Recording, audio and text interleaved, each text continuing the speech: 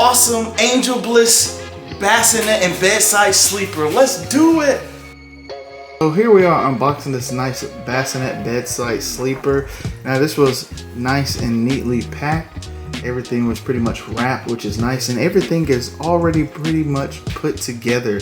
So here's the bottom of your bassinet sleeper. You can put storage there, really nice and durable as well. You can put diapers, bottles, whatever you want down there as well. And you have wheels. You have 4 wheels that have a nice little locking mechanism, so you can either move it or lock it in place, and you can push this in all directions after you unlock the wheel. So that is also a nice, awesome safety feature. You got nice breathable mesh here, and it's very durable as well, and you can see through it. And here is your bassinet, and you can remove that nice little pad. It's nice and sturdy there, and even at the bottom of this, it's really nice and sturdy while even pressing on it, which is good.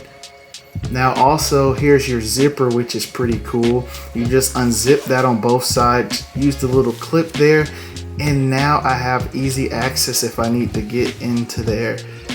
Overall, this was a very awesome product.